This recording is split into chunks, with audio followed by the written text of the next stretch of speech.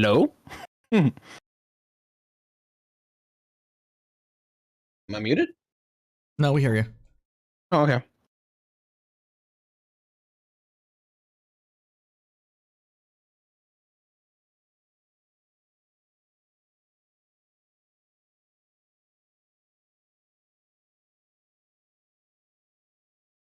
Are you streaming? I've been streaming for a while. Okay. Nate just brought this up. Cool. All right, all. Nate's going to take us to school. Let's Literally. go.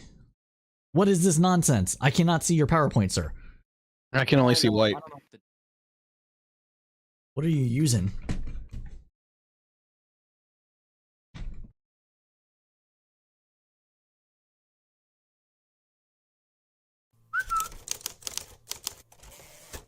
On.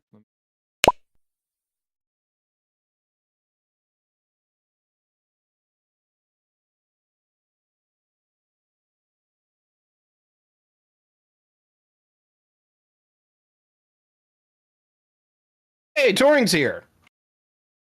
Oh, snap. Oh, snap. This is probably the most heady freaking Twitch ever. It is officially Smart People Saturdays, ladies and gentlemen. We are here. Yeah. Audio is off. What do you know? All right, I'm going to step away for a second while you guys get situated. I got to get my water. I'm thirsty. Oh, snap. Doghouse is in. Doghouse in the house. This is great. All right, cool. What we got here? Closed room. Cool. Figured I'd hop in. I didn't know what y'all were talking about. I saw Nate getting ready to do a presentation. I'm like, all right, he might talk econ. I'm like, you know what? It's not my strong suit, but I'll pretend like I know what I'm talking about. Listen, Sounds good. If any of y'all want to help with my eventual schoolwork that I'll be doing tonight, comparing economic systems, we're talking about socialism. So, if anybody wants to talk about socialism, help a brother out. But anyways. I mean, I can talk about socialism, but I don't have much good to say about it. No, I know. It's like comparable or comparative economic systems class or something. I think we're talking about Russia right now at the moment, actually. And, the various ways that Russia went through different economic cycles.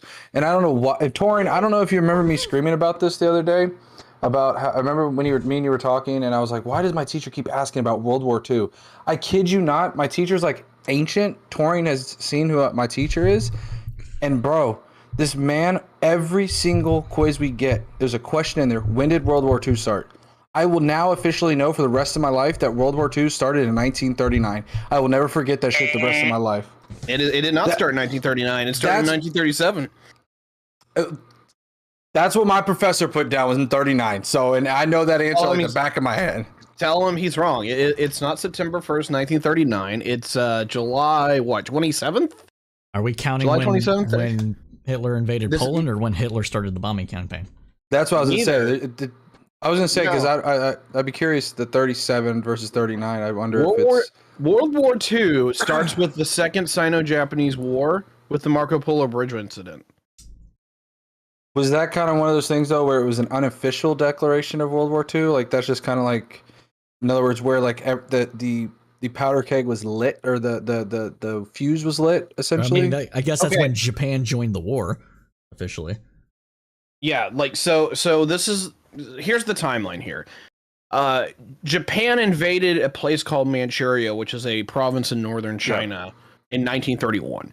And they kind of hang out for a little bit, and they consolidate, and then they start a fight with China writ large in 1937 in what's called the Marco Polo Bridge incident. That war, which is referred to as the Second Sino-Japanese War, goes from 1937 to September 1st, 1945. It literally is the first part of the consecutive World War II. I see what you're saying, because I think the way my professor does it is the typical way of the I think I would say probably maybe the academia version of like World War II, where like Hitler invaded Poland and that kind of sparked everything, I guess. Well, the white people started shooting each other. That's what you meant to say? That's officially what it is. I mean, let's be real. Yeah. And that's the weird part is there's people who are a little bit woke, and they're like, actually, it really starts in 37. Like we're discounting all of Asia here. Asia got into it before we did. And they're like, Asian representation. And then the other people are just like, those evil fucking white people started World War II back in 1939. Like I have started taking interest into that particular side of World War II. Most of my like layman's research on World War II had been focused around the European theater. I kind of ignored the Pacific theater. Yeah, right. But like the Chinese and like kind of how, like you were saying, how it was brutal. Like basically like the uprising of how China basically just deteriorated during World War II was, when you talk about, that's what it was. When you're talking about not anarchy, not treason, can't think of the word. Basically when like an overthrow of the government. Revolution? A coup. A coup. I think that's what I was looking for, a coup. When you're looking at like a true coup, like what happened in World War II with like China, that was like textbook coup. Like watching how like basically they completely took over the government and everything. It's very interesting. Okay. Problem. There's not a coup in China during World War II. There is a coup in Japan during World War II. In fact, there's two. Oh, I might be thinking of Japan, not China. shoguns. I'm sorry, Japan. My bad. Terminology mixed up. Yeah, you're good. So like the coups in Japan are weird because you don't see a major change in policy, but you do see a major change in leadership. The first one's the one that brings in what the hell is his name? Hideki Chojo.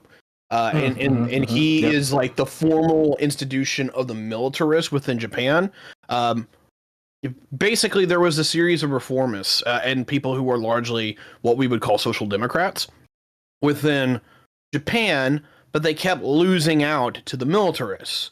And in when is that coup? I can't remember. When does Hideki Tojo? Hey, Tiberius, are you using Restream chat?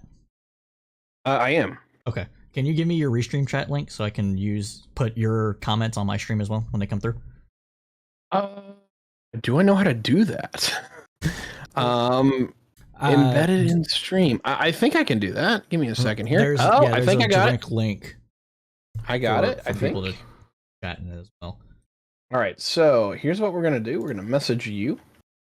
That's the link that I currently have. So let me know if that works for you. There's a Discord. Discord. Yeah. All right. Where? All right. So we're gonna talk about the Fed and the midterms, right? Doghouse, you're in on this too? Might be on the midterms, maybe not so strong on the Fed, but I'll see where it goes and if I can jump in on it. By looking over Nate's notes and presentation here, I don't know if any of us are needed. Possible. I mean, I'll get my cam on in a second. Detail that this is all written down into. Yeah, I know some things about these things, and I can't. That's impressive. Yeah, do we want to talk about my crazy slideshow? Yeah, let's do it. All right. So, as I think we were just mentioning, you might be a little quiet. You're a little light. Okay, this always happens. I don't know what the deal is. I'm just incompetent. This is why. Do you have a gain function on your mic itself? Do I have a who? I don't know. Do you have a knob on it to turn it up? All right. No if not, we can each just we'll just turn her up. Good. And then if you get too loud, it's whatever. I'll keep my face as close to this mic as possible. Nah, don't bother. All right, I got you at 175% now. I have it at 200 and it's okay. 200 is good. All right, maximum volume.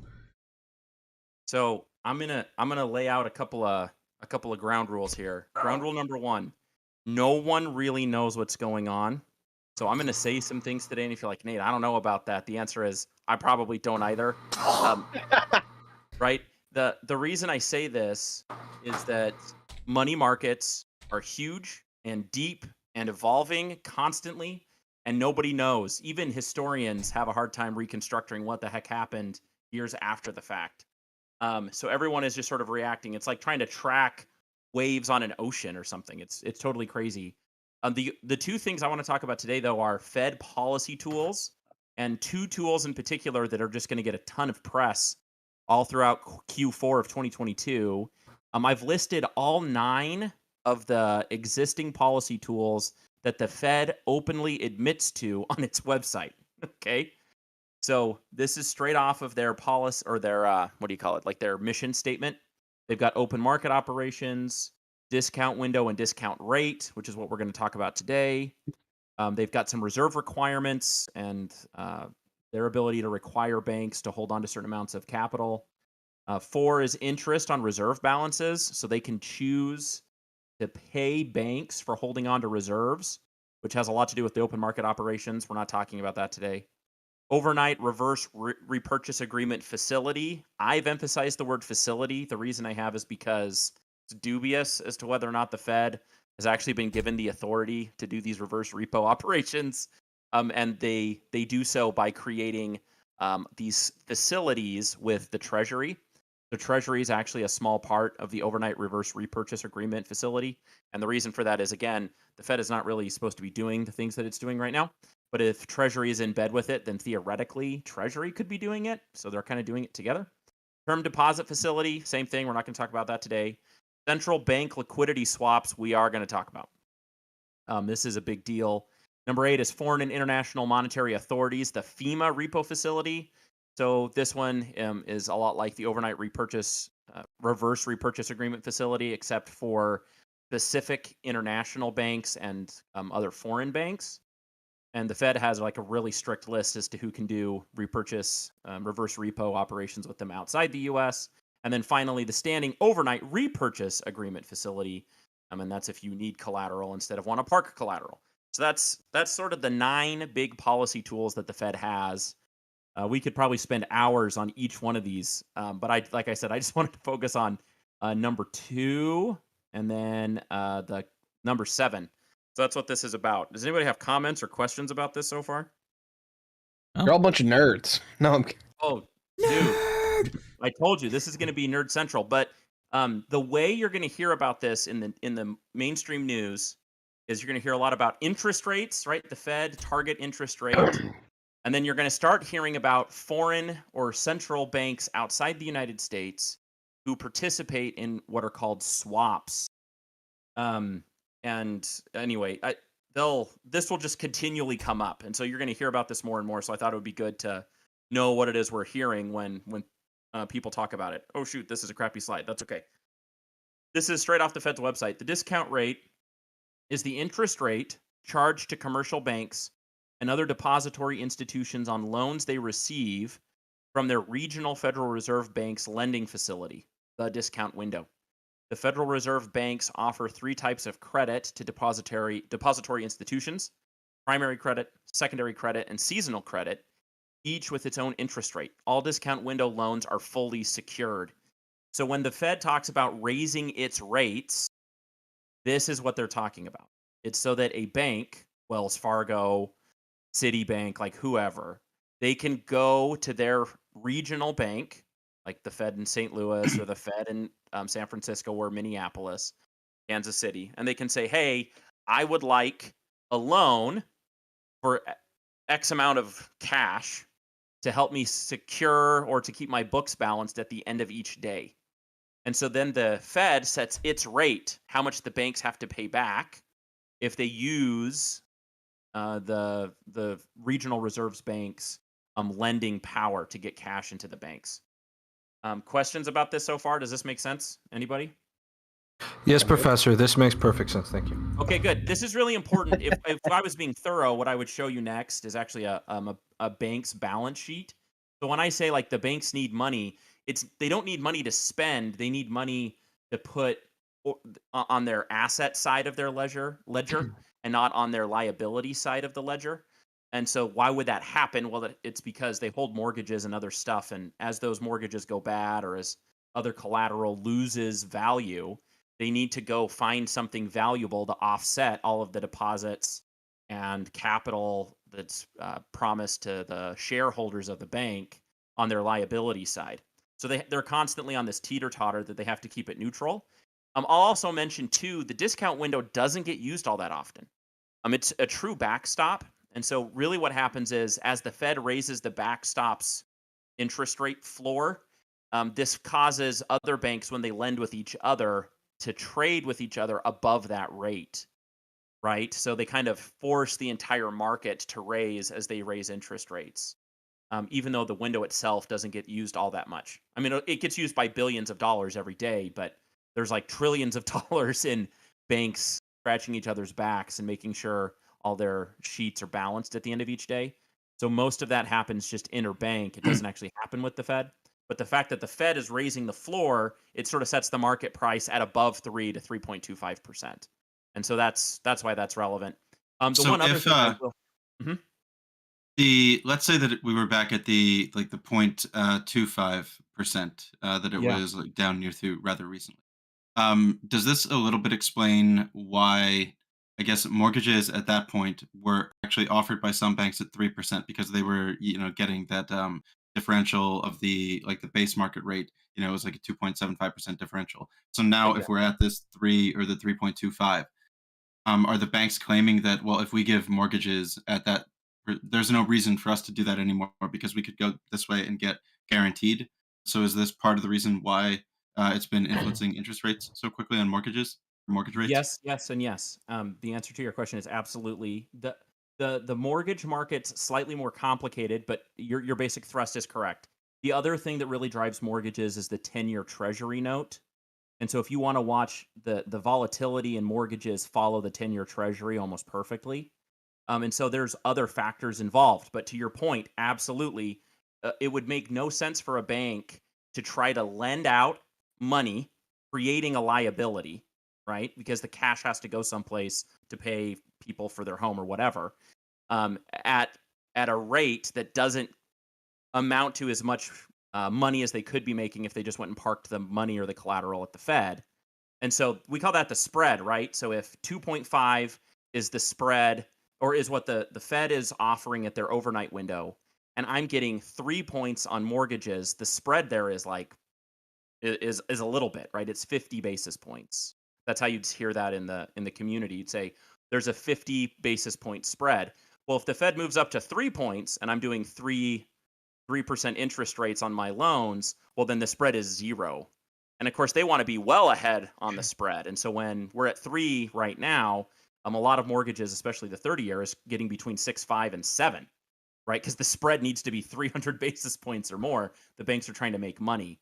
But to answer your question simply, yes, as the Fed they are raising all of the cost of all debt in America, right? They're trying to make it more expensive to borrow money anywhere and everywhere. And this is their main tool to try to make that happen. So when you're talking about spread, just so I understand this, you're saying essentially the margin at which they're going to earn a profit, essentially, right? Profit margin, basically, right? Well, yes, except remember their profit margin. Again, we would need to look at a bank. I mean, I should have done this. We need to look at a bank's balance sheet so you can see where they generate profit. This particular spread is just to help keep their books balanced so that they don't get their Mm, banking license revoked by the government, right? I gotcha. So the spread that I'm talking about is to help them keep their books balanced, not just to make money. Now, making money is part of their business, right? That's still a key part, but they Oh, also of have to course, keep yeah. their books balanced, and they use that spread to help the balancing of the books as well as to generate profit. Okay. Like I said, we should do this sometime. We should just look at a bank's balance sheet. Like I think Oh, for sure. I think it's like a year after. So like we could go look at Citi or like Chase or some one of the bigger banks and see their balance sheet from like 10 years ago, and we could kind of look at it and you could see. On this dumb little graph I have, which is like almost meaningless. Um, the only thing you need to notice here is that gray area. This is the target rate, and you see that it collapses down to basically Zeroville, and that's of course because of the pandemic era. The Fed actually did put rates at zero. So they wanted to make lending as easy as possible, and then they've jacked that up in the meantime. The one other thing to notice is the black line. That's the volume of cash that's being asked from the individual Fed banks. And this is coming right off of the Federal Bank of New York's website. So the New York Fed, they provide this data, but this is the rates went down to zilch. They were pretty low even way back in January 17. They got the highest that they would in January of 19. They started to come down before the pandemic, then the pandemic hit and they went all the way down, and now they're moving up. So that's that. So any other thoughts or questions about that? Because this next one is very interesting and I think will be more fun to talk about and is less technical. Take that as a no. All right, central bank liquidity swaps. Okay. The U.S. Federal Reserve opens up accounts with the following banks: the Bank of Canada, the Bank of England, the Bank of Japan, the European Central Bank, the Federal Reserve, and the Swiss National Bank. They all have these coordinated accounts. And here's what you can do. If for some reason a central bank needs US dollars, they can go to the Fed every Tuesday and Thursday. I think it's every Tuesday. And say, hey, I need X amount of US dollars to come into our vault here across the pond or wherever, right? And so what they do is they will send their own currency over to the Federal Reserve. So like the Federal Reserve will absorb British pounds, right, from the Bank of England, and then they will shove US dollars back over across the Atlantic. They can do this for 30, 60, or 90-day loan periods. And normally they do it at a discounted rate, meaning the British can get a better deal with the Federal Reserve if they wanted to exchange pounds to dollars than they could on the open market with other private banks, right? And so then they get the dollars that come into the Bank of England, and then the Bank of England can do whatever they want with them for up to 60, 90 days, and then they have to switch them back. So then they'll send dollars back to the Federal Reserve, and the Federal Reserve will push back a whole bunch of British pounds back to jolly old England. In 2022, the central bank liquidity swaps have started to get used frequently. So the European Central Bank was the first one. They've been asking for hundreds of millions of dollars from the Federal Reserve every week on like a 7 and 14-day rolling basis. So the European Central Bank will ask for 200 million cash US. They'll send back $200 million, approximately of euros for 14 days. And then they just keep swapping back and forth and back and forth and back and forth. Until this last week, something crazy happened. And it's worth noting, and I want to talk about this because we'll talk about the implications.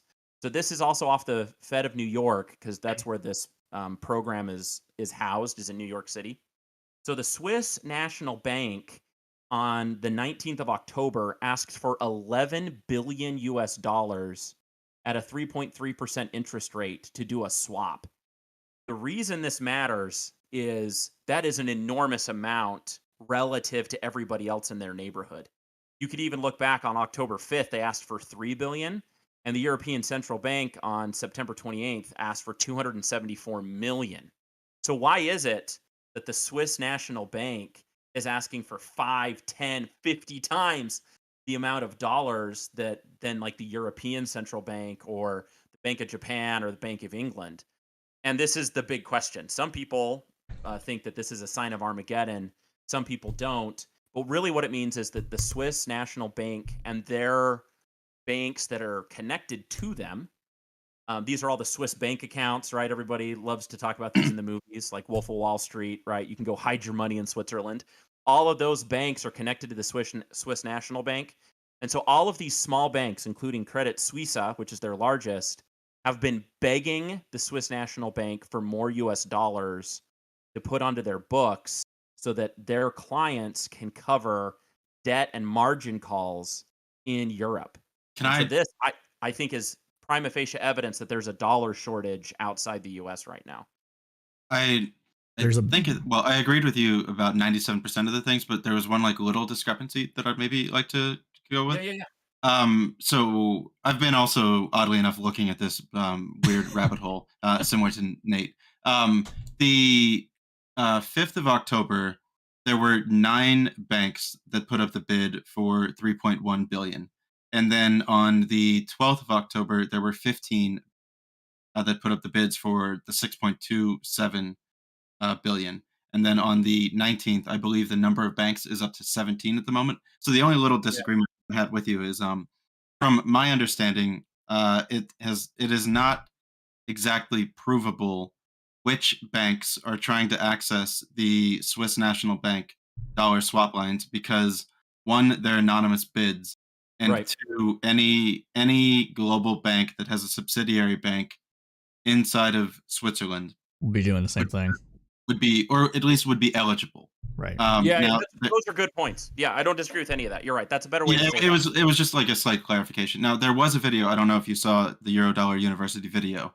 Jeff was okay. I didn't actually see it. Now I know that he said that evidence was out. I didn't know if like they got into which banks at all, and there, I'm a little bit behind. But yeah, I just wanted to jump in with that part. Well, I got a and question. I just have a follow-up question, and this is for everybody Cypher. everywhere. I think as we think about what the dollar's reserve status means for the rest of the world, especially Europe, do we think that the dollar situation is going to resolve in a 12 to 18 month time frame, or are we on this like slow road of weirdness and economic chaos for like a long period of time? Because what we're talking about is a feature and a curse of having the reserve currency be the US dollar, right? So do we think this thing can resolve, especially cleanly, or do we think there's like a huge nightmare out there? That's a big question. The thing I was gonna follow. Go ahead, Brad. No, do your question first because we're very far away from. I don't even think that we've explained to people as We of have yet not. why this is a problem. We've kind of just showed like, okay, numbers go up big and like some kind of thing. So I think like Cypher's question, and then maybe like, okay, this is like a bit of a sign of a problem in like how banks close out their books each night with each other and so forth. So maybe like explain to people, why this would be a problem. And we could even relate it to like when it happened in COVID of 2020 or when it happened into 08 global financial crisis. But yeah, go ahead. Yeah, that's basically what I was gonna get at. Nate and Brad and whoever else might be answered this. Is this indicative of a global bank run on US dollars? If every single person that if every single government that has a concern about US dollar capital controls because we weaponize the dollar against Russia is going through these banks and pulling out all their dollars so they can still do things in international trade because that is still going to be the reserve currency. Would these massive swaps be indicative that everybody is going around and trying to pull out dollars to avoid having the system be used against them when they do things? I'll go first because I think my answer is a little different because I think my answer is kind of no. So okay. I'll take the no position. From my understanding and maybe a bit of my guess as to why they wouldn't want to go through like reverse repo markets or through like interbank lending to get whatever liquidity they need is because if you can go through anonymous banking channels, the markets and the people that would short markets based on like, okay, your bank balance sheet is beginning to look a little bit weak, maybe we should put a little bit more sell pressure on.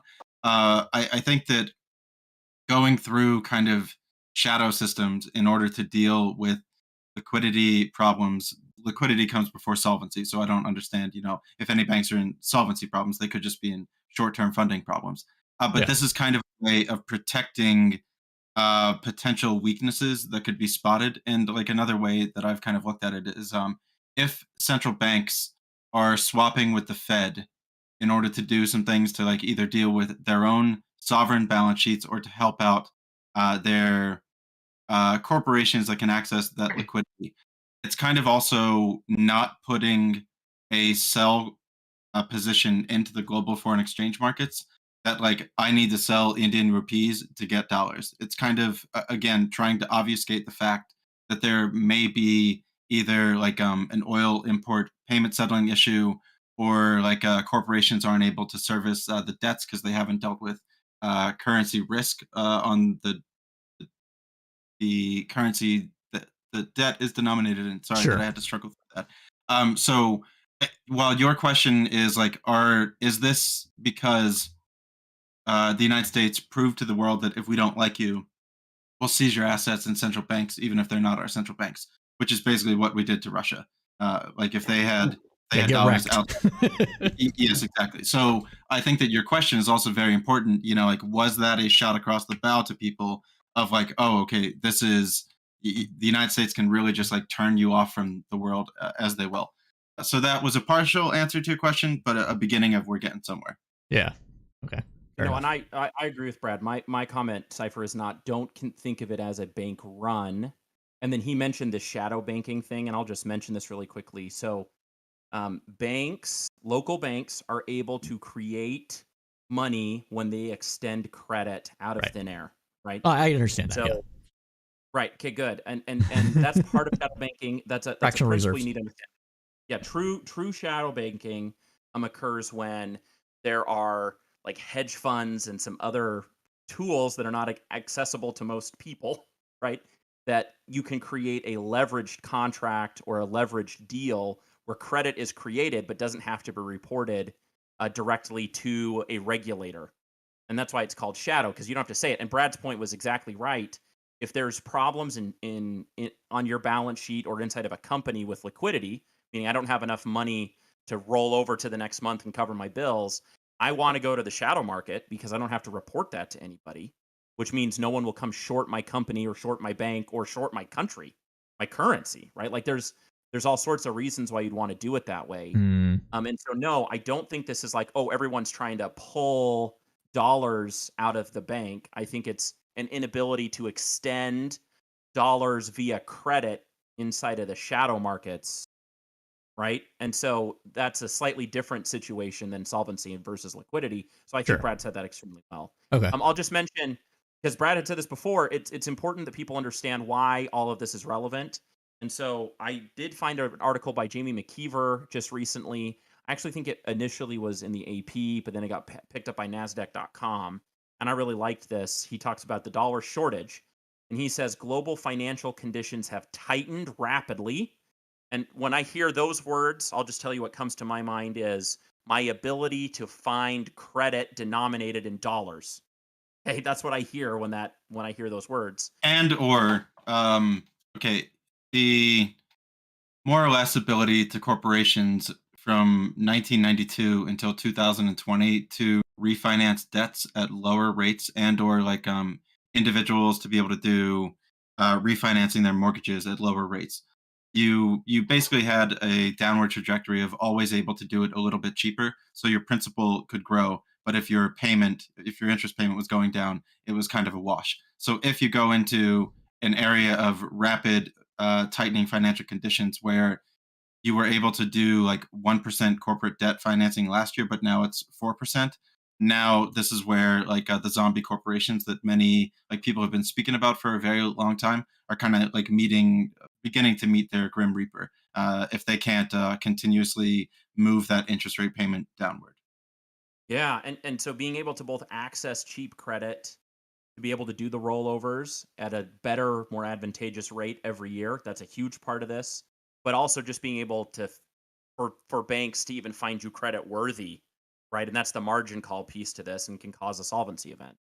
And so he says again, so global financial conditions have tightened rapidly and broadly, and liquidity across a range of markets is drying up. It's a dangerous cocktail. The IMF, or the International Monetary Fund, last week warned that global financial stability risks are rising, and cross currency basis is among them. And we'll come back to this in a second as to why the swap lines might be relevant for folks. And he says, this is from the IMF, quote, typically around the year end, there's a bit of balance sheet stress as some trades are taken off or reshuffled, but the magnitude of the moves is quite unusual. Now, I just want to say that is super understated. What's happened in the bond market just in the month of October is a 10% decline in overall bond value.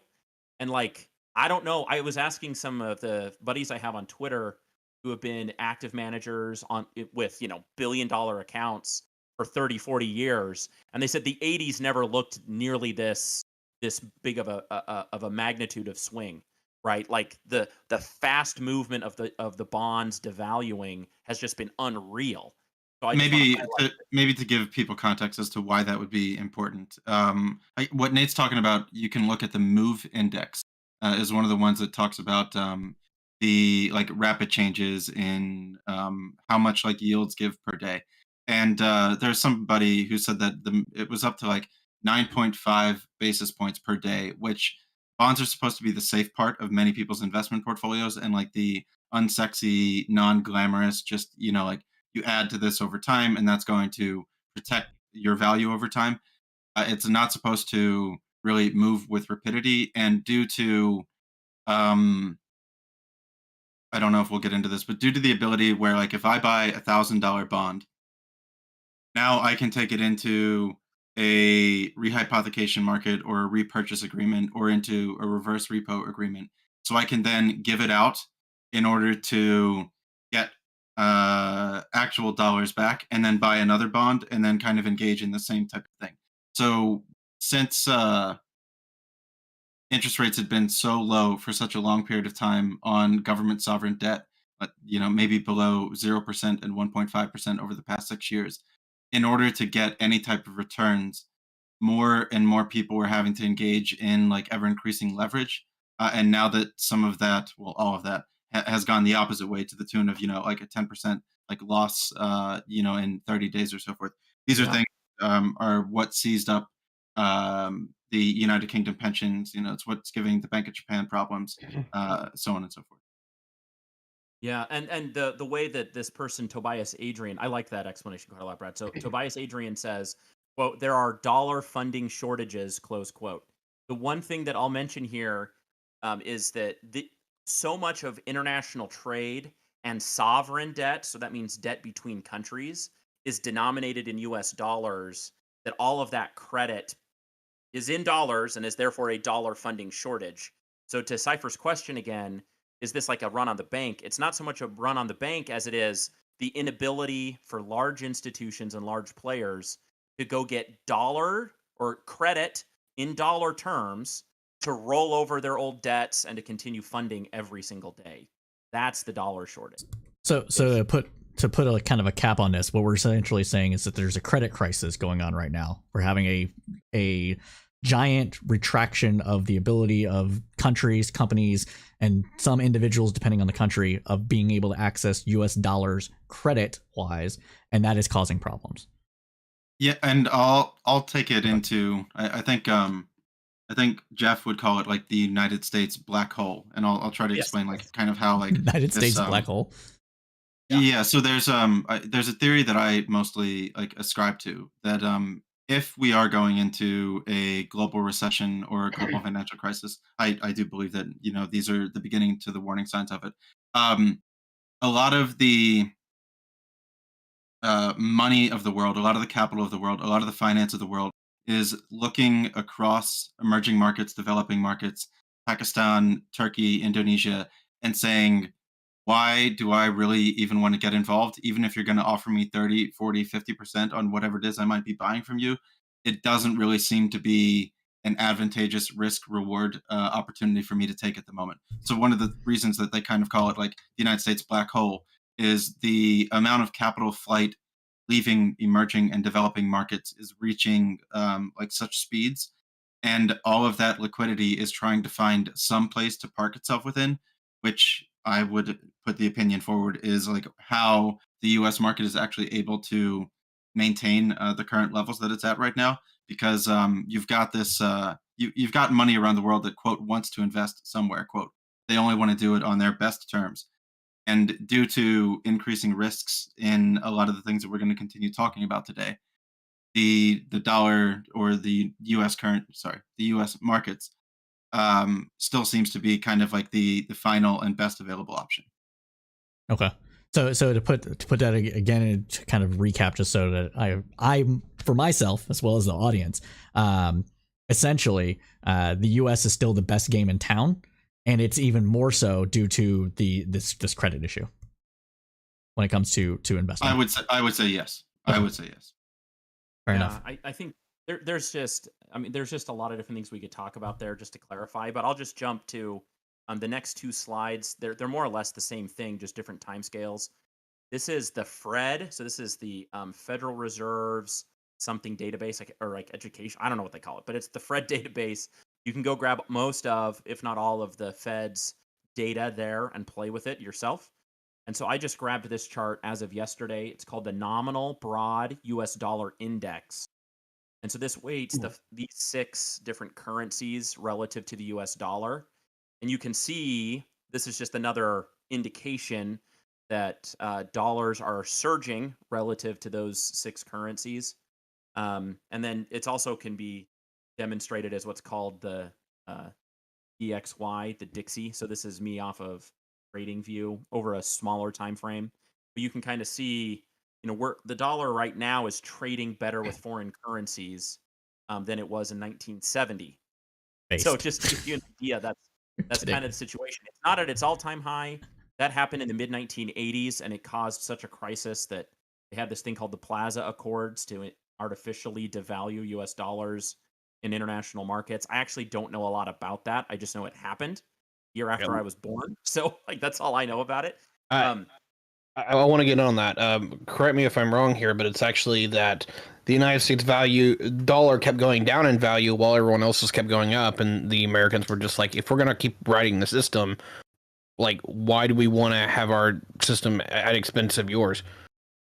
No, it was that It's the the exact dollar. opposite. Yeah. Yeah, the dollar was going up and up and up and up, and it was destroying the world. And we came to an agreement with, I think it was like 6 or 7 other nations to like purposefully devalue it. Okay, I'm probably getting confused with the 70s then, because there was a point there where the dollar was. Yeah, okay, I am confused with that. That's the whole Nixon thing where we took the United States off the gold standard because no one wanted the dollar anymore. That's right. So, well, we went off the gold standard for a lot of reasons. Yeah. There was a run on gold, so right. There's a lot of reasons why we did that, but you can see there is sort of a drop. The dollar had been very stable post World War II. I mean, there was sort of this drop into the early 80s, and then of course our boy Volcker, my boy Volcker. I don't know if this is causation or just it was just timing, but there's this enormous upshot starting in 1980. The upside on the dollar, I mean, just crushes. Right? I mean, we're talking about it becomes stronger than any other time ever, and it was wrecking international markets and their ability to do international trade. Were interest rates rising at that point? Well, right. That's why I say it's a Volcker thing, right? Volcker jacked rates up to like 15, 16%, and not surprisingly, the dollar shoots up like crazy, right? So to maybe explain like why to people that could potentially be correlated and why I would specifically be asking this question is I would be wanting to prove if global financial conditions tighten, access to credit and debt tightens, is this uh, is the dollar going to rise in a similar way due to that there would be evidence for it, and or as you get into like a credit crunch, something that Nate said before, if there's cross country debt or issued, or if there's like a Polish business that goes to a Polish bank, they could potentially work out a loan that they are forced to pay back in dollars instead of paying back in Polish zlotys. Therefore, it makes that company vulnerable to foreign exchange currency volatility. So I think that it is interesting to look at the Volcker times where you've got increasing interest rates, which is leading to increasing lack of credit and debt generation in the global system, which would mean that you need to begin paying your debts down. But in order to pay those debts down, you're not having as much, global demand would have been reduced, and the velocity of money, I would have to imagine, was down at that point too. So I wonder if there's many correlations between velocity of money, dollar strength, and interest rate rises, of which I imagine there probably are. I would say velocity of money is the only thing that matters, to be honest. Who cares if it's sitting in a bank somewhere? If it's not flowing, it doesn't fucking matter. There's some truth to what you say. I would just say that Jeff Snyder and a few others say that the quantity of money that exists in the shadows makes measuring velocity really hard. And so then it becomes difficult to know where velocity is at. So even if conceptually you're correct, Cypher, it's just hard to measure. It would be very, very hard for us to get that figured out. There's a difference between banking system velocity of money and like I would call them like consumer discretionary spending, like Sure. like real economy velocity of money versus like banking system velocity of money. Right. Both are much important, but one is easier to find out. Yeah, I would say banking that system velocity of money would be in order to figure that out, you'd have to figure out your rehypothecation rate on collateral, right? Yeah, And that then how doesn't much mean anything to leverage me. is on top of it. No idea what you just said. Okay, Yeah, so no, what? Yeah, what? Okay, if you rehypothecation is why we can kind of run into like global liquidity problems. What if you take a United States Treasury outside of the United States into the international banking system? I can lend it to Cipher, and then Cipher can lend it to Nate, and then Nate can lend it to Tiberius, and Tiberius can lend it to Doghouse, and Doghouse could probably lend it back to me. So rehypothecating just means a singular asset can be utilized for multiple different purposes on multiple different balance sheets in order to kind of satiate either Basel banking requirements or domestic reserve banking requirements or like Hmm. to show something at like Q3 end or so forth. So like the ability to multiple times use uh it's like if you loaned me your car and somehow Yeah. I get to use the car, but I loaned it to somebody else, and they get to use the car, but they loaned it to somebody else. So Right. somehow like yeah, it's a very wizardry type thing. I just Well, didn't and know I it. just I've wanna never heard the term before. Yeah. Well, That was the I'll tell problem. you, if you've seen the movie The Big Short, Oh, you I start have. to get an idea. If you start to get an idea, Yeah. why was it that these mortgage-backed securities ended up being so useful? It's Credit default because swaps. mortgage-backed securities were used as the basis for new credit Yep. creation, and they gave everything a AAA rating, right? Because they assumed that the Mm, housing market was stable. So as Brad was telling us, like we're moving that car around, all of us have an ownership right to the car, and we're all making money off of the car, assuming that the car is available and stable, right? it's The second that the car is no longer available, or if it gets wrecked, then all of our loans that are predicated upon the availability of that car go to zilch, and that's a solvency event, right? and Like yeah. that's the mother of all calls, and this kind of brings us full circle because Brad had mentioned this before. One of the ways that this doesn't happen in the system is that sovereign central banks create credit for the private banks so we can constantly roll things over. So if Cypher comes and says, "Hey, the car is wrecked," I'm like, "No problem. Let me go grab some on the run collateral that I just picked up from Treasury and I'll shove it in there at a new loan at a lower rate so we can roll it over." Right? The fact that it's gone bad doesn't matter anymore. I'm going to paper it over with a new loan. Well, we can't do that anymore. Insofar as we can do it, it's extremely restricted.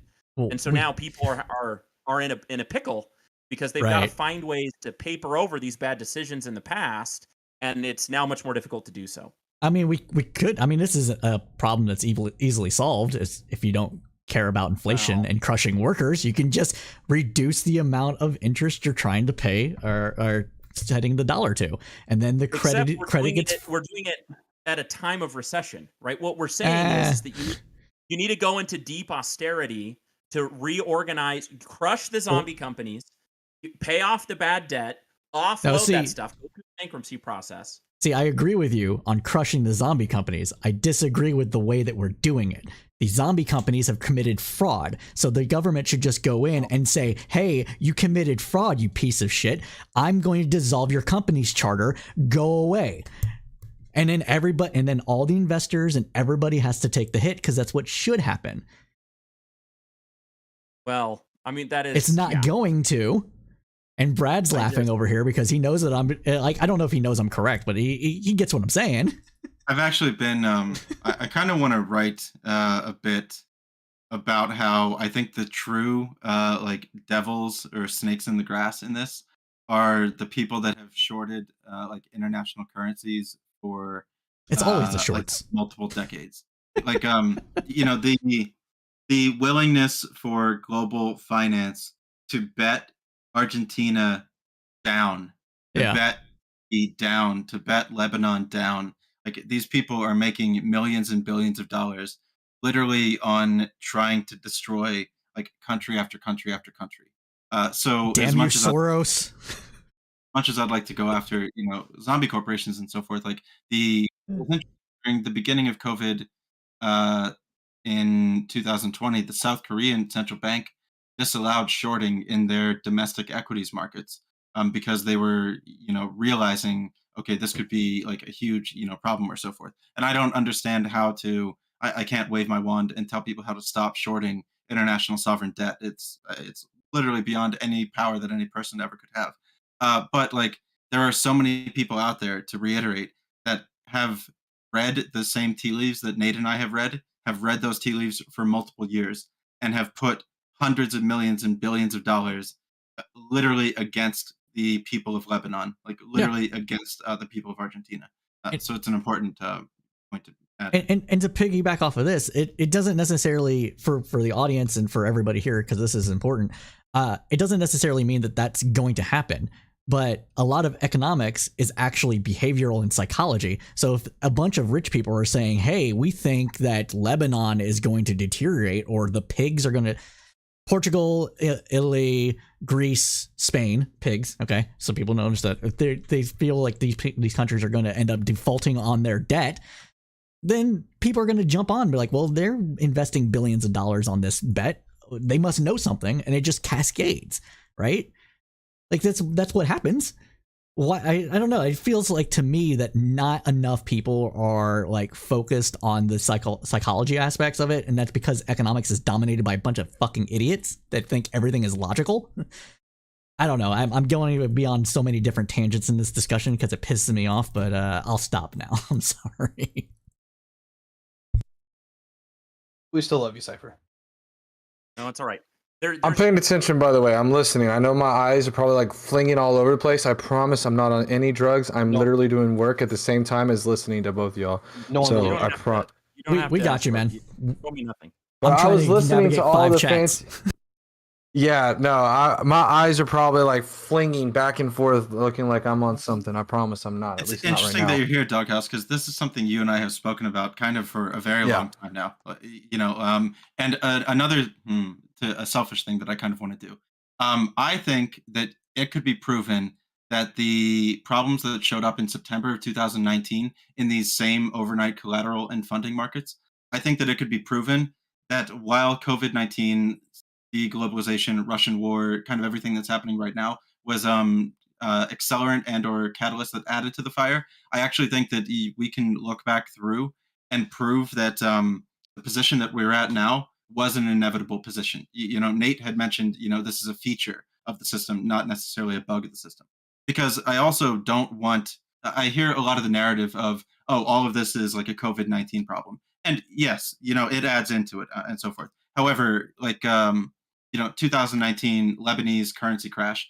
If you look at what happened, the Lebanese pound to the dollar, it's exactly what happened gold or the dollar to gold from 1971 to 1980. Anytime you get into one of these problems, there's enough historical data out there at the moment that you can talk about why it happened, how it's happening, and what the future outcome is going to be. So there's a lot of people that are getting like kind of off the hook for this like feature design of the system, and now we're all just saying, yeah, it's COVID's problem, which I disagree with. I want to throw two ideas out there, and then I'll let you go, Doghouse. The first idea is that. Oh, you don't have to let me go. Are you talking about let me go like speak, or let me go and go? I'm here. Speak. Yeah, to speak. Oh, okay. No. I'm here. I was gonna say I'm here. I just want to throw out two ideas. The first one is that it's still unclear to me because I see different numbers from different people, but like the SWIFT banking network, which is technically not a government entity, but somehow the U.S. can tell them when they can and can't. Anyway, I don't exactly understand all the ins and outs of SWIFT, but it's your ability to pay outside the U.S. in dollars. So there's like this whole dollar flippy floppy thing going on. SWIFT has said in the past that nearly 87% of all international transactions touch the SWIFT system. Yeah. So like, let's say you're a Saudi and you're selling oil to Korea. The dollar is going to be involved in that trade somewhere, somehow. Now, of course, people will say, well, petrodollar, we buy all of our fossil fuels in dollars. That's like a feature of the system. I think that that's true for like everything, right? Like I think almost everything that transfers from country A to country B somehow, some way ends up touching the dollar. I've heard some people get as crazy as to say as like 90% of global trade ends up touching US dollars. And then I've heard as smaller numbers as 40%. That's what the IMF says on their website, is that 40% of all global trade is done in US dollars. I just don't quite know. That's kind of a mess. But just know It's this. 90. Yeah, It's like 85-90, and I can speak to this to a little bit degree, and I didn't realize my camera was goofing up. The Swift is weird because Swift actually operates out of compliance in regards that Swift basically is the United States government saying to a bank, hey, if you don't do what we ask you to do, we will ask everyone else in the network to sanction you. The funny thing is that the moment that everyone figures out that they can just say no, the game's up. But until that happens, it's one of the most effective economic engines that you can throw out there. I did not mean to floor the conversation. I did not mean to floor that conversation, but that's actually where it comes down to. A lot of it is a compliance structure. No, and I don't disagree with that. My last thought, and then Doghouse, you can speak your piece. The other thing I'll say is, please go. I don't have much to contribute. All right, I'm being honest. The U.S. in terms of its GDP being wrapped up in global trade is going down and has been for the last 20 years. So 12% of U.S. GDP used to be connected with them doing overseas, purchases and sells. That's down to 8%. And so even though the world is super addicted to dollars for international trade, the U.S. is increasingly less a party to those international transactions. You see what I mean? Like the U.S. is less involved in international markets while the dollar is becoming increasingly used in international markets. And then that gets to Ty's point. If the U.S. doesn't care, we could use this thing as like a really brutal tool in geopolitical strategies. Which we did. Yeah, I wonder if I can try to relate this once again to the problems that arose in the '08 financial crisis and the problems that arose in COVID. So I'll give it like my best attempt. There's a clip from Ben Bernanke who got interviewed, and near the end of 2007, the total central bank swap lines that the United States was issuing to the world was, I think, around like 44 billion. And then into the peak of the global financial crisis, 2008 Q4, that number rose to, it was about 544 or 554 billion. And then when COVID-19 happened, March 15th happened, all global markets basically went illiquid. You can see once again a rapid uptick and rise in the amount of central bank liquidity swap lines that were A, being issued, and B, to the extent of the new number that they were being issued. So if you look at the like 07 time, it didn't just go from 44 billion to 554 billion overnight. It was kind of like a steady moving upward thing. And this was the beginning of like one of the signs, if you study, I guess, the ability for maybe this is like maybe this way will work. Nate, you're gonna have to help me get through this one. If Nate needs a way to better fit his reserve requirement ratio, I might be able to give Nate $1 billion at a 1% interest rate. And then now I have like a coupon, or like I have a debt that says like, the inverse, it's going to come back to me later. I think also Nate could say like, oh, well, you need $1 billion. Here's $1 billion for you. And I'm going to have the note that is required to be paid back. So like the ability for a bank to create $1 billion and send it out and receive $1 billion is only impacted if the two banks engaging in that don't have faith in the other one being able to be like a good business over the next like weeks, months, years, or so forth. So if any kind of companies are going to their central banks or so forth, it's because the ability for Bank A and Bank B to agree that each of them are stable for adding that risk into their transactions has grown too high, that they're having to go to the central bank, who's typically the buyer of last resort and the one that is always going to provide you at some kind of base floor rate. Does that make some sense? Yeah, no, that makes sense. I just want to mention, like, I know I've said this before and I'll say it again. I'm not real super strong. I'm understanding it's registering, but for me to like,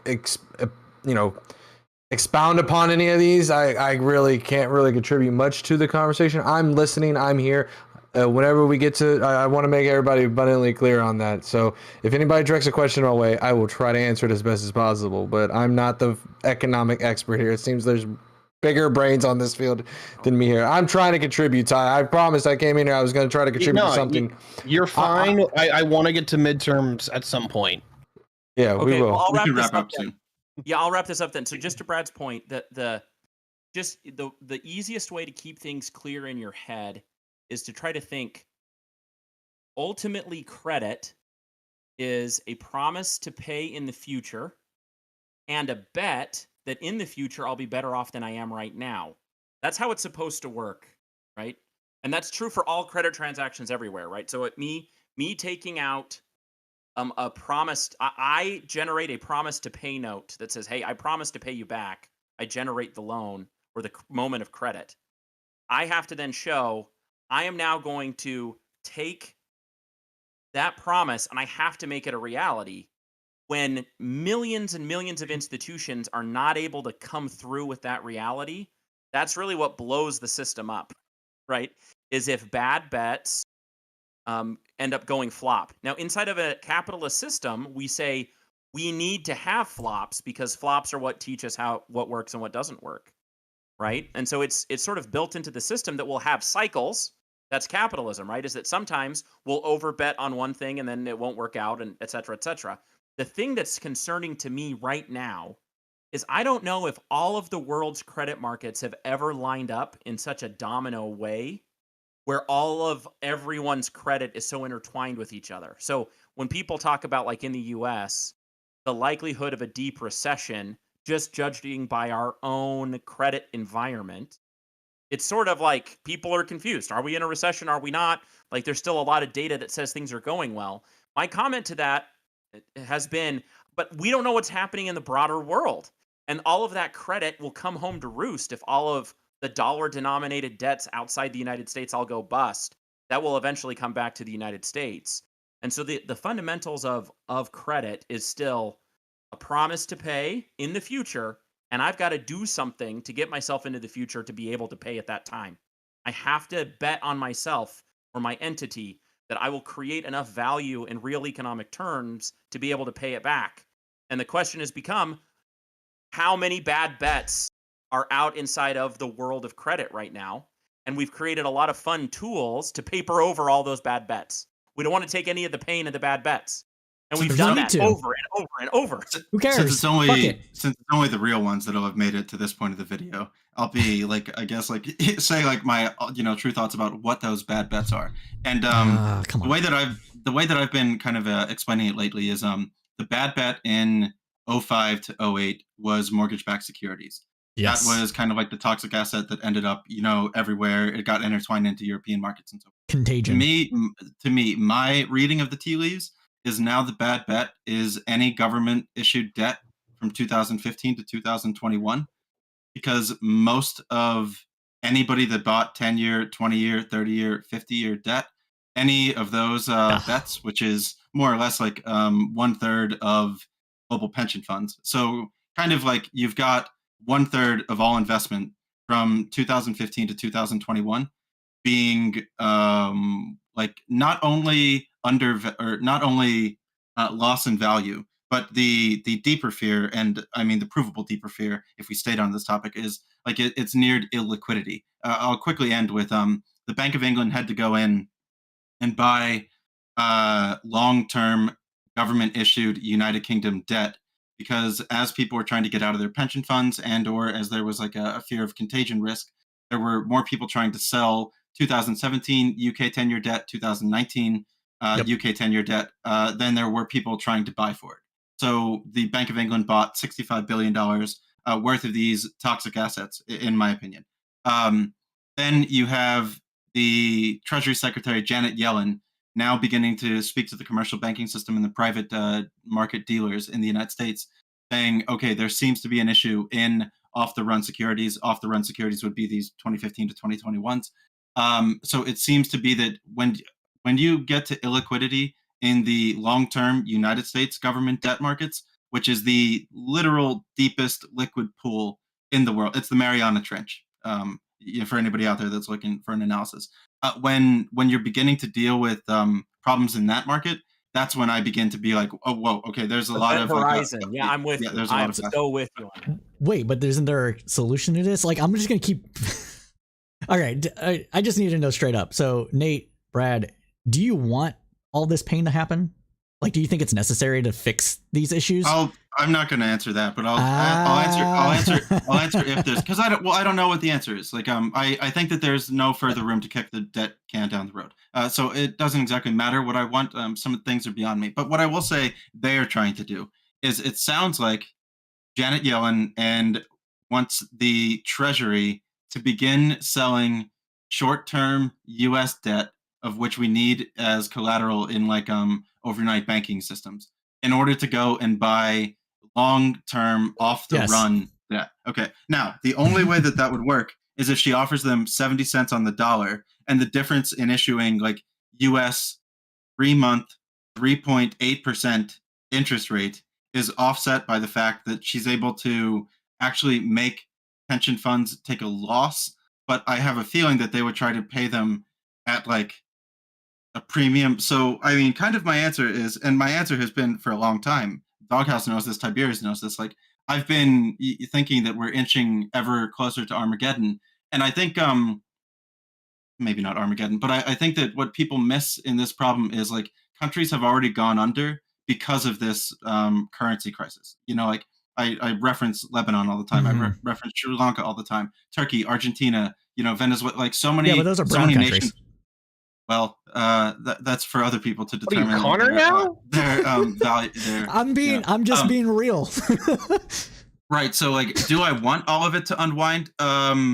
Yeah. If we need to bail in pensioners who like didn't really understand that it was bad to buy 30-year government debt, not like the pension like purchasers. Like, Okay. I don't want to see like teachers and janitors die, which like is going to happen if pension funds are rendered illiquid around the world. Okay, good. So, yeah, your question, Cypher, is really who do we, or are there ways to concentrate the pain? Well, who deserve it? Who handle it, or who are, or are guilty of things, and so they should be the ones to hold it? The answer to that is historically we've never threaded that needle before. I don't have. But we can. It's possible. I'm just going to be that guy. But okay, I don't want to derail the conversation too much. The final one, because I know Ty wants to go to midterms. Okay, if I were going to run Plaza Accord 2.0, which like many people are saying, if the DXY gets to 120 or 125, there's going to have to be a Plaza Accord. Okay, so the way that I would do it is I would just print so many dollars that I can pay every sovereign debt that is due in dollars, and have that be the way to actually devalue it, and then be like, okay, we're done with dollar as the reserve currency. We're out of this shit. We're going to start to allow countries to like settle however that they want to, because like if we just go in and say like, okay, we're going to change like the value of it, it's not going to solve any of the problem. The way to actually solve the problem would be let the dollar get stronger, stronger, and stronger, and then be like, all right, Americans, like, I don't know how to like put this one on your plate, but like, we had some pretty ballin' shit for like 60 or 70 years. We either bend the knee to the world and hope that they're going to forgive us after like we forgive them of all these debts. So it's kind of like you have to bet on the like willingness for cooperation after giving away such a large piece of the puzzle. But other than another devaluation of it or something, Japan Japan can't really make it. India can't even make it. Pakistan can't make it. Like we can go through country after country after country that. Yeah. Their central bank balance sheet will eventually go to zero, which is kind of where we're going. It's fine. Just give them money. It's okay. We did it in 08. We can just do it again. And this time we can do it correctly instead of, giving all the assets to the money managers. Fucking bullshit. Anyways, I don't want to derail too much, but one of the comments in my chat I think is important before we move off this topic was that Thomas D on YouTube was saying that all pensions can be easily assumed by the currency issuing government. No need to panic. So that could be a potential solve for that. Just buy the pension fund out and make it Social Security. Okay, well, however, if you do that, you're going to have higher inflation like the United Kingdom is having, because let's say that I'm a dirty currency shorter. I'm going to be like, oh shit, the United Kingdom's printing up 400 billion pound out of nuts. Yeah, let's bet it. So like the go, while baby. I agree, yeah, and Will, it sounds like there'll be another one because of this. I appreciate you all inviting me and letting me be late.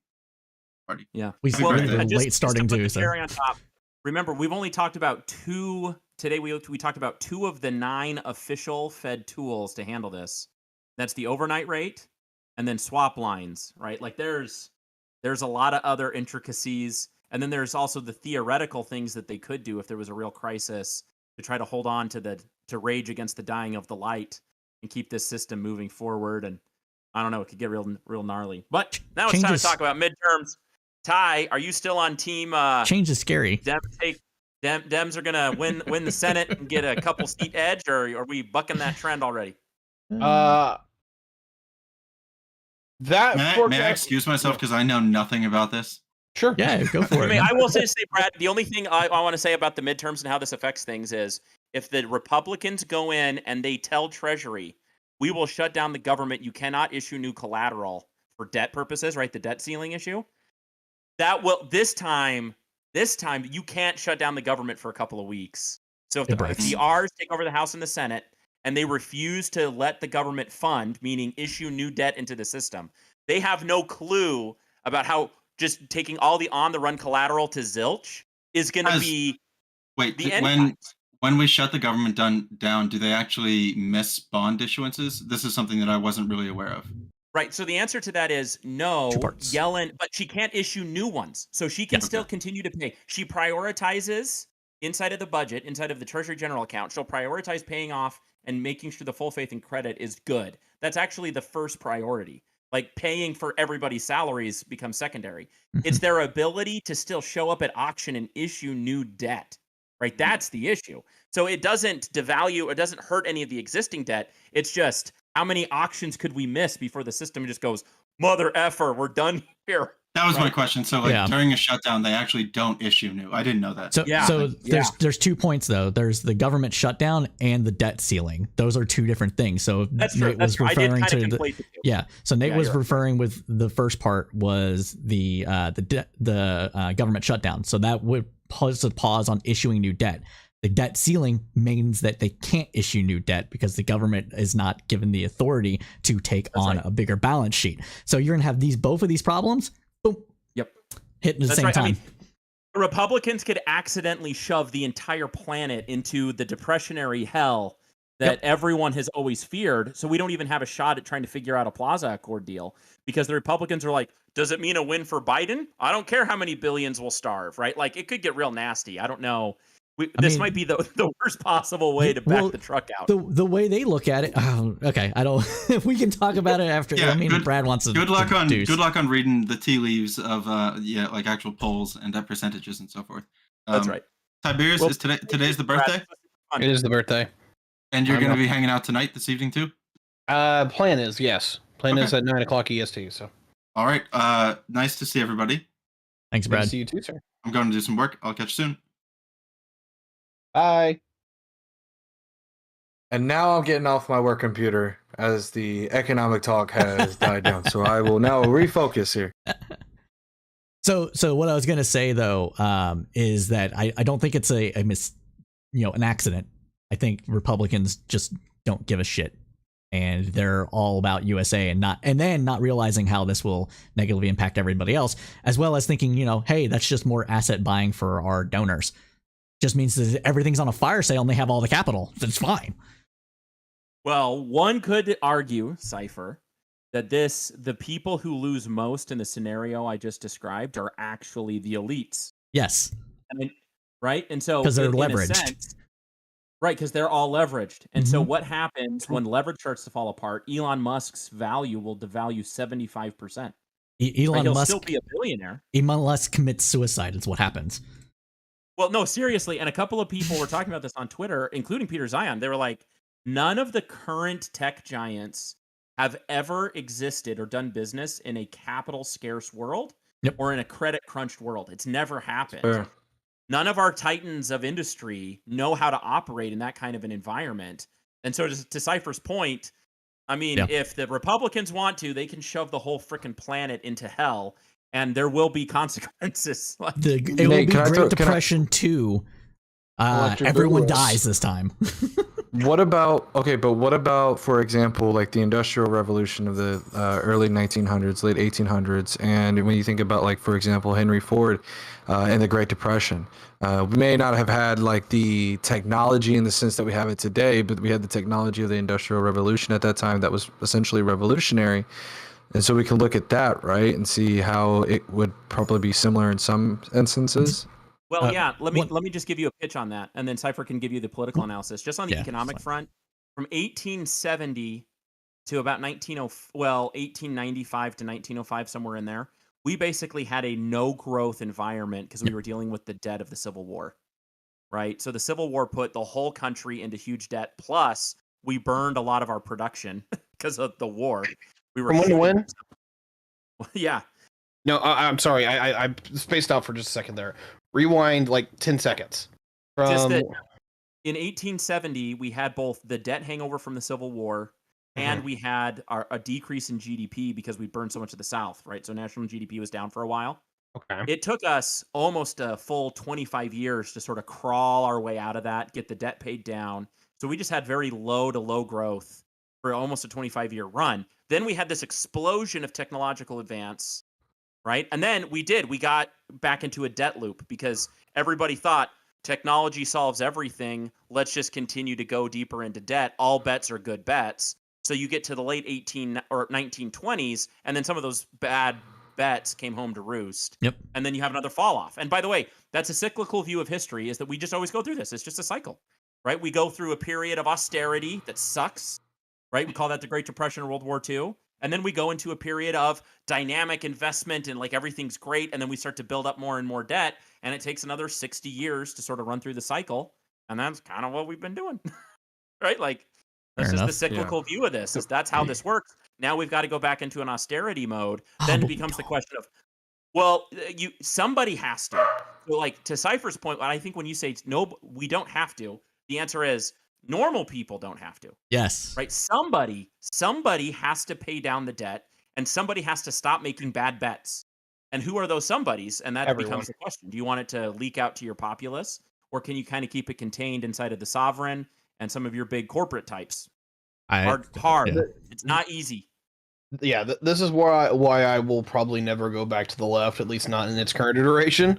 Is at some point, economics does get down to bare basic facts in the regards that, like, you know what? Yeah, you can make some really stupid bets whenever interest rates are at 1 to 3%. When it gets to 5, 6, 7, 8, nope. But You the actually reason- got to get back down to basics. But the reason the interest rates are 5, 6, 7, 8% is because of what the Federal Reserve is doing, because everybody has the control over everything almost. Not everything. I'm being a little hyperbolic here. But this is a complete choice that we're making because inflation is bad and it hurts people. What they really give a shit about, what they're really talking about, is that it hurts investors. And it hurts the ability to actually maintain a labor market flow that is conducive to the people that are able to make more money off of the backs of others. That's what they're really worried about, because if labor starts getting an increase in its value, then people that are leveraged, the people that are on capital, end up having to spend out of their actual capital to maintain their style of their standard of living, and they want to prevent that. And so they jacked interest rate. This isn't like lefty fucking conspiracy theory. I'm just saying, like, this is kind of what happens. They jack up the rates to control inflation because they don't want the debts. They don't want the labor inflation spiral to go on, because that ends up breaking how the system currently works. Okay, so like the second part I agree with you with, and the first part I don't. The second part I agree with you on is that these asshats that are used to like having negligible increase in their labor expenditures are in for a world of fucking hurt. Yeah, COVID did that entirely. Like, yeah, well, it's not done yet, and the war, because the war did that a little bit, but that's more supply and demand issues. Labor is fucked because you have the oldest people who are, oh God, I hate to say this, the most productive being the boomers leaving, and the people that are replacing them are the zoomers, which are either one, people who, Idiots? No, I said actually, idiots. No, No, these are they're people that want to. Yeah, these are people that, while they want to sit in the closet and code, have some serious qualms about like what is acceptable in the world, and they will mature in time. But until then, that's going to be interesting. And then the other half of that generation are people who largely speak Spanish and have an 8th grade education because immigration's making up for that. Good thing in the long term, but until then, we're talking about a generation that's going to be largely defunct for a long while. And so the millennials are literally the ones that have to pick up the slack, and we're already here. So we're going to see inflation out the fucking ass for probably the next 15 years. We can't see inflation out the ass, though, if we're in a sovereign debt crisis. Sorry. Yeah, so I apologize. We're going to see labor inflation and wage inflation. But that's not a bad thing. Right. I have said, all right, I don't know if this is a left-wing perspective, because quite honestly, the right's starting to echo this thought. In the regards that even they are leading the tea leaves now, the economic balance of power is completely whacked. We are at a point to where we probably haven't seen this level of income disparity, and particularly wealth disparity, since the Gilded Age. And we are talking about one of the most unstable eras in American history, right? It's like we literally just got out of the Civil War, and then all of a sudden everyone's just going like, I don't have a pot to fucking piss in, but dude over here is building Carnegie Center. What the hell, right? That's probably going to happen again. All of that to where we start building out to the conversation of what do we need to do to have a hands-off system that actually keeps the balance of power. That's where all this is probably going. You can't have. Can I ask? Because I've for some of y'all in here definitely are big econ nerds. Something I just recently learned in one of my comparative economics classes is the Gini index, which I believe the closer that you get to zero, I believe it was the less. Yeah. Is it Gini coefficient? Is what you're talking about? I think it's Gini. It doesn't matter. Yeah, Gini, whatever. Isn't it? Because right now I'm looking at that, and which measures income inequality, and it's only increased by like 6 points since the 90s. Or sorry, not 6 points, 0.06 since the 90s, which to me seems like it isn't that much of an increase. Yeah, but the measure's broken. Yeah, okay, that's why I wanted to poke y'all's brains, because I don't know all the pros and cons to the Gini coefficient, and so I'd be more than open to listening to the. I can't get into the specifics. I just know that a lot of our economic measures for as far as equality and all that stuff is concerned is based on 1970s ideas of what is and is not acceptable for in terms of equality. Because you're talking about people that are living, they still like, well, people don't live on $2 a day anymore, and that's adjusted for inflation, but that doesn't look at the massive disparities that exist that you can see pretty much everywhere in the globe. So that's the problem. I'm going to be talking about this in the next presentation that I do, but the long and the short here is that the United States shouldn't have near the problems that it does. It's incredibly fucking wealthy. It's got a huge consumer base. It's got a huge production base, even though we're still reindustrializing in some regards. This shouldn't be a problem for us. But the issue is twofold. Number one is that while I have absolutely no problem with rich people, you guys know this, is that rich people have radically increased their returns. What the hell are you doing? How did you do that? Oh, it's easy. You just hit the emoticons and you go boop. Oh, Jesus Christ. Now this is all over my stream. Okay, no, just kidding. Yeah. Anyway. Why are you laughing at us, Nate? Laughing at Ty when he says, I don't hold anything against rich people. You know that, but let me hold everything against you.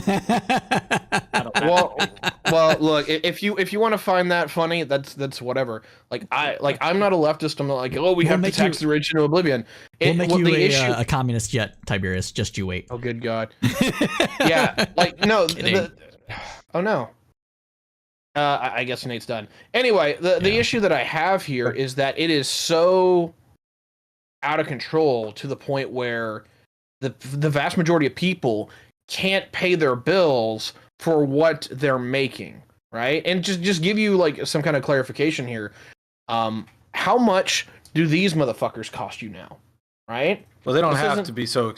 The thing is, right? Like, so that And I'm gonna push back a little bit on you, Ty, because like I am All curious right. about this. Yeah, Nate left because we're not talking about the midterms, I'm sure. Well, tell him to get his ass back here.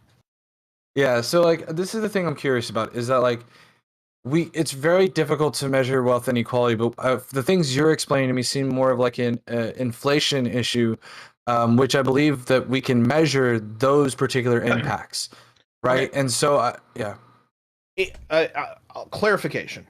Inflation's the problem on the back end because that makes it to where every time you see inflation keep going up, that's harder for me and you to pay your bills. That's fine. Everyone can bitch about that, and we are doing a terrible job at fixing that. To be completely fucking honest. On the other side of that, though, is the front side. What do you use to combat inflation? Wages. And what we've seen in the United States is that since 1973, productivity has gone up 233%. But wages have only gone up 110, I think is what the numbers were. I'll double check. We are not seeing a correlative increase in wages. And granted, some things are going to do that. I have made the argument that we were going to see that because the baby boomers literally were the first generation of two-income households. They literally shoved all the women into the workforce, or the first generation to do that since World War II. And remind you, the great generation had all of their moms and all of themselves come back home, right? After World War II. And then all the men went to work and all the women went back to the home. And that's how they raised the boomers. But the boomers couldn't do that come 1980 because there were so goddamn many of them that not only did they push the labor down on themselves, but they actually made it worse by letting all the women into the workforce on a level that we had never foreseen. Not saying that was a bad thing overall socially, but what the issue was is that if you have a labor problem to where labor isn't commanding any value, and then you double that up by increasing everybody into it, it made it so much worse. And so we did not see the boomers integrate into the American economy until about 1988. It took that long. And that's why inflation was hellacious from the late 70s into the mid 80s, is that there were so many people going after so many things, whether it was housing, food, all this shit, because they were in their 20s and they were buying cars and houses and pot and all that shit. When it came down to it, it took that long to fix, right? But now we're at a point to where the millennials are kind of in that situation, but it wasn't the fact that we're just taking the boomers' place. It's that the system that was built to fix the boomers' problems, which was offshoring over to Asia so that you could get your shit really, really cheap. Boomers were going to work on services and the service economy here at home. All of that is breaking apart. The service industry is being categorically wiped out by automation. We have manufacturing no longer working because the Cold War, which dumped all of the Soviet system onto our system so that you didn't get the refined products, but you got the exports. So all the oil from Russia, all the metals from Russia, all that dumped onto our markets. The Chinese would process it and make it really, really cheap, and then we would buy it, right? All of these are breaking at one time. So inflation's through the roof. And it's not because it was necessarily mismanaged, it's just a security issue. And so, yeah, like we should, if the system was holding together, and I'm not saying this is a good thing, but I'm just saying it is, or that this is what it is. If the global system was working okay, but the boomers were retiring, right now what we would be seeing is that we would be seeing the highest labor inflation that we'd ever seen, but we wouldn't be seeing hardly anything in regards to materials inflation because the system could handle that increase or actually that reallocation of labor. But now we're having both happen at the same time.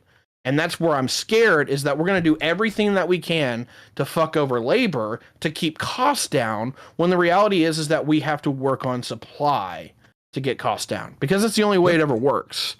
Whenever you 100%. Sorry, but No, okay, I was just agreeing with him. Yeah, just the long and the short here is that whenever you are talking about actual physical consumer inflation, which is on the video I just posted up today, the only way you do that is that you have to categorically push prices down across an entire system. You have to do that in two ways. Number one, it starts from the bottom. In terms of, you start with extraction commodities, right? You're talking oil, you're talking gas, you're talking, your forestry products, your food products, all these, right? Start at the bottom and then you work your way up continuously, because something called the ratchet effect. Long and short here is that people don't want to bring their prices down ever. And the only good way to do that is you push supply through the fucking roof to where everybody's hyper competitive. It's the only way we ever did it. You can cut labor, but remind you that labor is a double-edged sword. Because if you cut labor to where you're just, paying these guys, $10 an hour, yeah, your prices are low, but they can't buy your own shit. This is why Henry Ford was so fucking successful, is that he literally figured out how to make supply and demand so good that when it came down to it, he had workers that were making very cheap, very inexpensive vehicles that they themselves could buy. He literally built himself out his own demand. Yeah, I don't think based on our current market that reducing wages, maybe hours, but wages is likely. I would see hours being cut more than likely in terms of cutting costs. There is chances, depending on the company and whether it's an inelastic or elastic demand. But there are sometimes they will raise prices. It just depends. There's various ways that they can recover those added expenses. I think attacking your labor is an easy one, but it can also be difficult in the same breath, just because of the fact that what are you sacrificing by getting rid of those? And it does cost to hire new people. So there's Tiberius, I do have to go. That's probably why Nate stopped as well. Hour and a half hard stop. Yeah. So no problem. I might All right, see ladies you and at 9. gentlemen. So Yep, ladies and gentlemen, good to see you. Doghouse, great to have you on again, as always. If anyone's been watching the stream, thank you all for being here. I appreciate it. 17 on the Twitch. Looks like Twitch is kind of regrowing itself a little bit. And the YouTube is doing okay for today. Did my actual titles work out? Yes, they finally did. Thank you. If there's any final notes I have, I'm kind of losing my thoughts. Simply, if you want to help us out, feel free to throw us some subs. Feel free to look at the Patreon. I know money's probably tight for you guys as it is for me, but anything that you can help makes it to where this content is going to be available to you. Thank you, Bite Cupcake, for the support. We really appreciate that, guys. And until next time, I have been joined by Touring News, Nate Dallin, Cypher from CSP, and Doghouse. Been good to see you, and we'll catch you next time. thank y'all. I'm going to close out too. Peace. Take care. All right, everybody, that was the conversation with Tiberius D. We do this every Saturday from roughly about 1 p.m. Eastern Standard Time to roughly 2:30 Eastern Standard Time. We're supposed to keep it to an hour and a half. That's why people started to drop as it went on. So be sure to check this program out every Saturday at those times. And as we say at Crowdsource Politics, keep your head up through the political storm.